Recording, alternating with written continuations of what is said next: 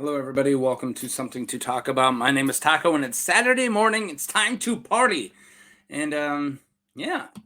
Hi! Welcome to Something to Talk About. My name is Taco, and I'm here to talk about a Targaryen. This is, here. Do you know what's going on? I've been doing this for a long time. I hope you guys know. Here, read this. Figure it out. All right, cool. Welcome back. So, yeah, we're back to Targaryen. We're doing Valarr Targaryen, the young prince, the Prince of Dragonstone. And, yeah. I haven't done Targaryen since Targaryen week, and that was in like December. And now that I did like 2 that week, I'm gonna try to, space some Targaryens apart. I did a Blackfire, right? I mean, try to get them around. And this guy came second in a poll like last year. And then a couple weeks ago, I did another one like, hey, I was going to do Valarr Targaryen. You guys sure? And I like did a poll with other people. And then Valarr won. And it's like, all right, I'll do Valarr Targaryen. I almost didn't. I just, looking at him, I was like, is there a lot here? But apparently people really like Valarr. So yeah, let's just cover good old Valarr.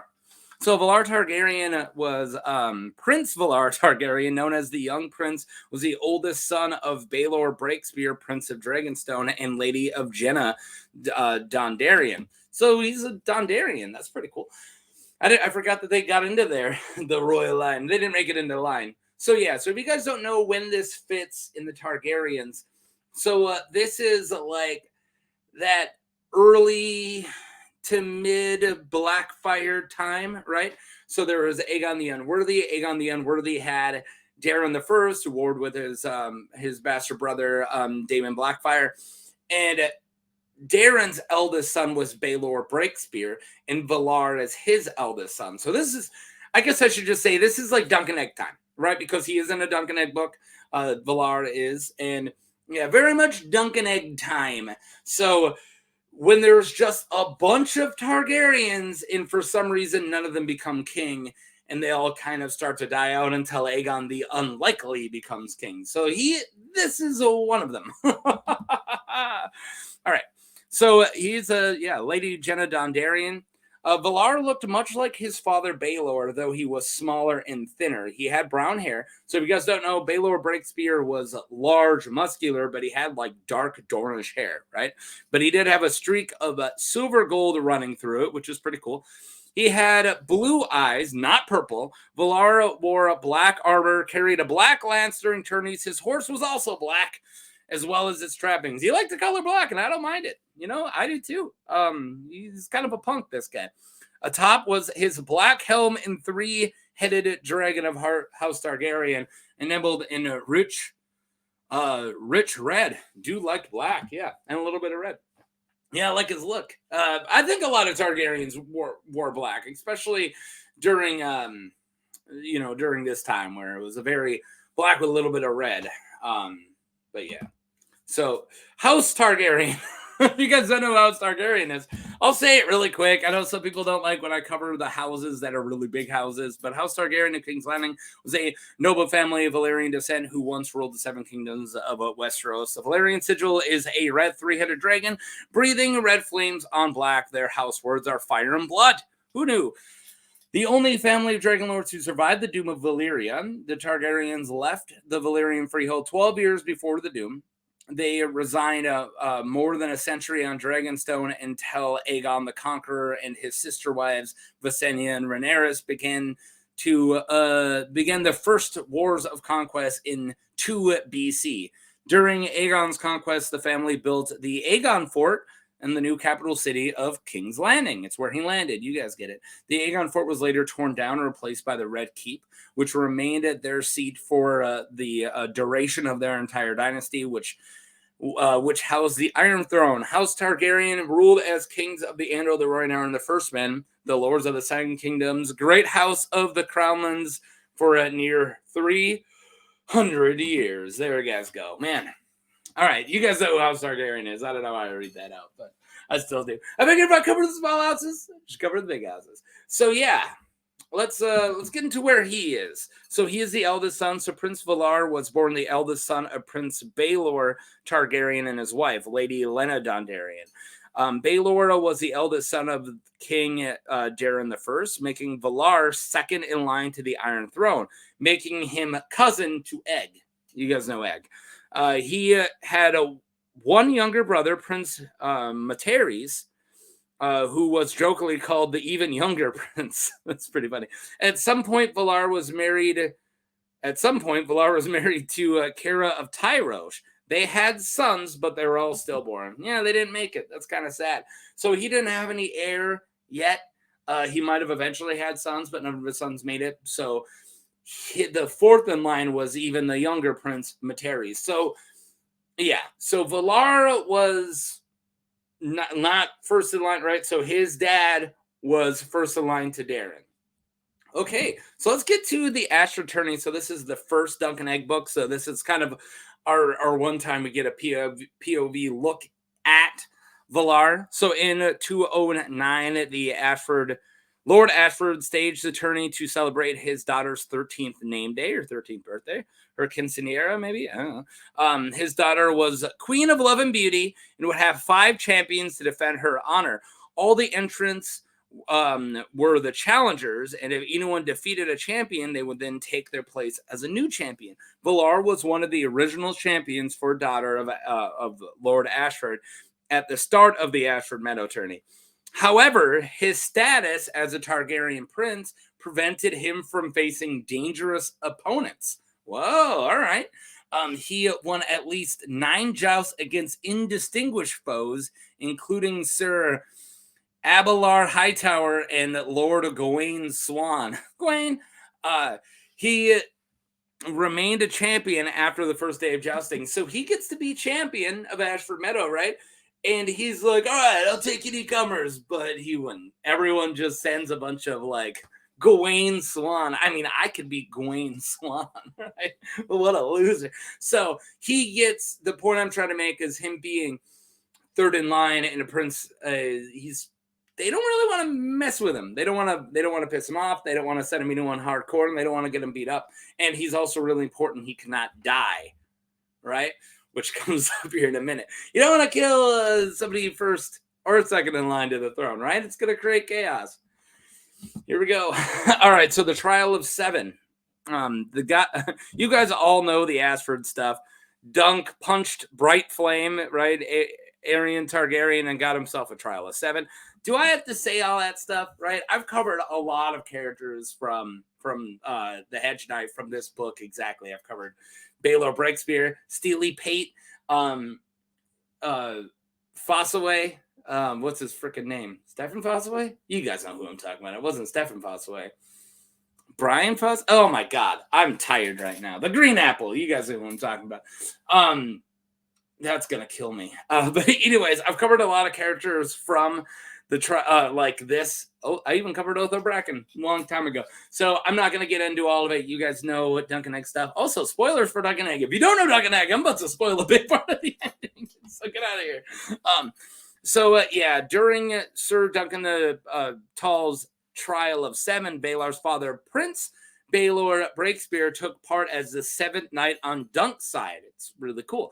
However, Baelor had not expected to fight in the tourney, and he had not brought any armor to Ashford with him. Therefore, he borrowed Valar's armor, causing Dunk to briefly believe that Valarr was about to champion him when he first appeared on the field. But no, it's his dad.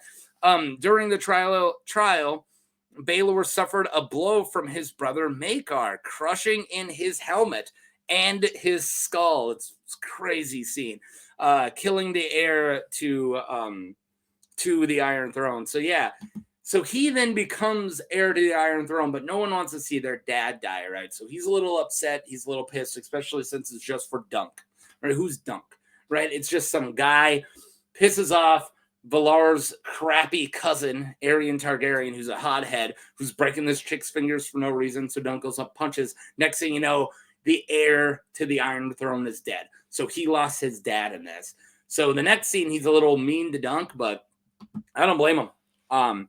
With Baelor dying in the trial, Valarr stood vigil by his body at the funeral. When Dunk tried to offer his sympathies, Valarr dismissed him. So before I get into this quote, Dunk comes up and he goes, hey, I was like Baelor kind of sacrificed himself for me. So I'm your man if you want me. And Valar's like, nah. So Valar dismissed him, saying, "My father was only at 9 and 30. He had it in him to be a great king, the greatest since Aegon the Dragon. Why would the gods take him and leave you? Be gone with you, Sir Duncan. Be gone."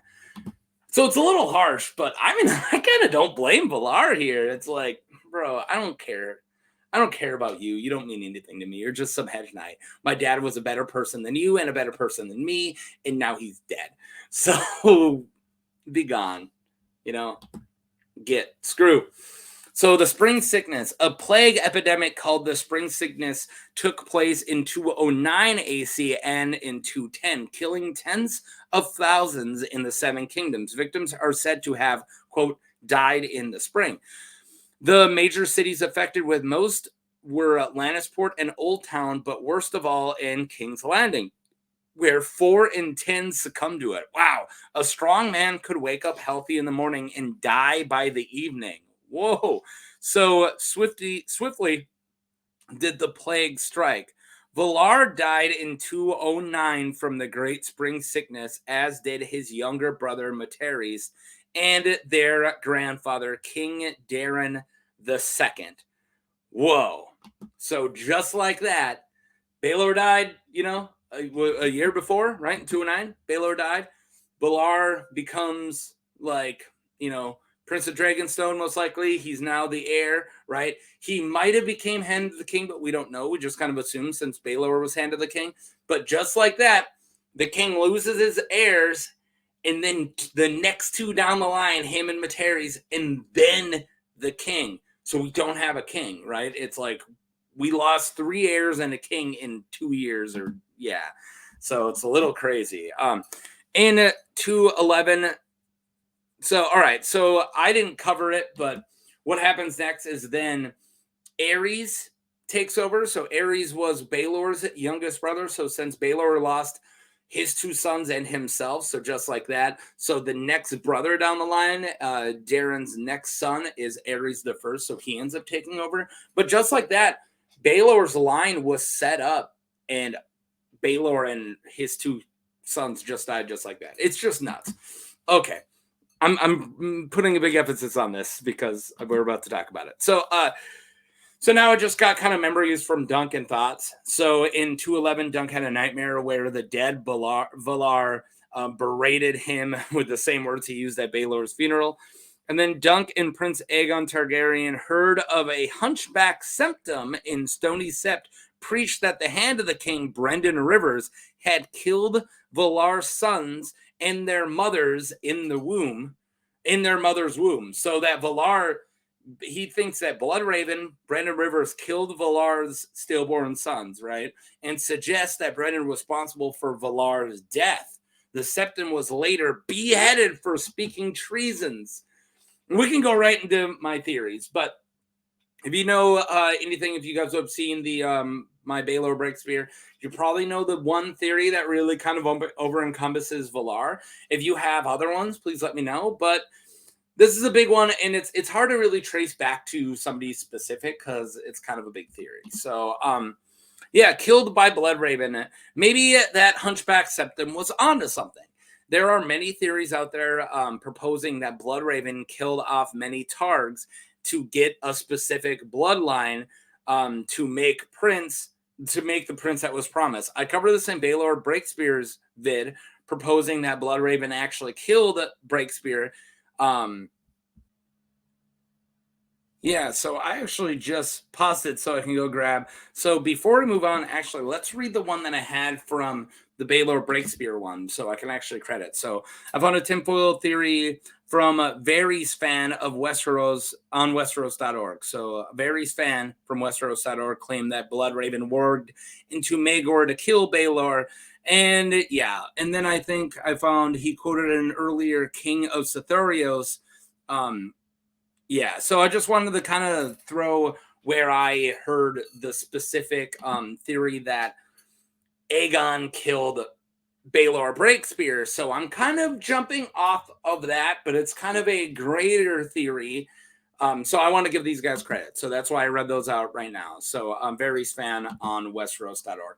So that's kind of where I got the one of how, which I want you to go watch my Baelor Targaryen, but how Bloodraven killed him. So this is kind of an offshoot of that. But of course, there is just a bigger conspiracy that you can't really credit to one person, that Bloodraven is trying to really get to one specific bloodline with all these different powerful family ties, like blood ties, to make the prince that was promised. So here we go. Maybe the Hunchback Scepter was onto something. There are many theories proposing that Bloodraven killed off many Targs to get to a specific bloodline to make the prince that was promised. I covered this in Baelor Breakspear's vid, which I then went back, proposing that Bloodraven was actually killed Breakspear. Killing Valarr would be way easier. He would need to appear as Mist and then warg and do Maekar to kill Baelor. But Valarr would just be poisoning. It's weird how many kings and heirs died, like right there in the big green spring sickness, all die letting Aerys the weak and bookish take the throne. He could have seen how, so Bloodraven here could have seen how devastating the plague was and then take advantage by killing Daemon, Valarr, and Materis in one single stroke. Why? So he could get a more powerful under Aerys, because he pretty much just controls Aerys, right? And get the crown into a more magical bloodline off of Egg's blood, including Dane blood. So, in Blackfire blood. So by that, I mean, Maekar Targaryen married a Dane. So if you can get Aerys or get all of Baelor and all those guys out of the way, then it moves over to the Aerys who doesn't want to have any kids. And then he gets more power under Aerys, right? Becomes a more powerful person, becomes a hand, right? And then then after he dies, he takes Maekar's. Maekar's has more powerful blood because Maekar married a Dane, right? And then get all of Maekar's sons out of the way somehow, right? I'm not saying that I buy this. This is just what the theory is proposing. And then it gets to Aegon the Unlikely's, who then has Blackwood blood, so some cool wargy old king or old god's blood, right? So that's it. It's kind of just taking everybody out until he can get to a bloodline that not only has like Dane blood, Dornish blood, and Blackwood blood in it. So that's the theory. Valarr would just be another victim of Bloodraven if you believe that he did this. I think it's possible that Bloodraven did this. It kind of makes him like the biggest villain of the entire books. And I'm sure there's people out there who do think of Bloodraven as the biggest victim. But Valarr would be just kind of another one, right? He just poisoned, sees this plague, the spring sickness wiping everybody out, and he just like kills Valarr in there, getting him out of the way. But yeah, do you think Bloodraven did any of that? And what do you think of Valarr? He seems like a nice guy and a cool prince, and I saw a little bit of the fandom kind of hating how he treated Dunk, but I completely see it. His dad just died. He's standing next to his dad's funeral pyre, and Dunk's like, "Hey man, sorry," and he's like, "Get out of here, man." But yeah, anyways, there you go. You guys wanted me to cover Valarr? I did. And I kind of like the guy. And it gave me another chance to look at that theory, which I feel like if I cover any Targaryen from this era, I'm going to be like, so did Bloodraven kill them? All right. I will talk to you guys later. Hope you enjoy your day. And yeah, don't die in a plague or get poisoned by your uncle? Great uncle? I'm not doing that math right now. Peace.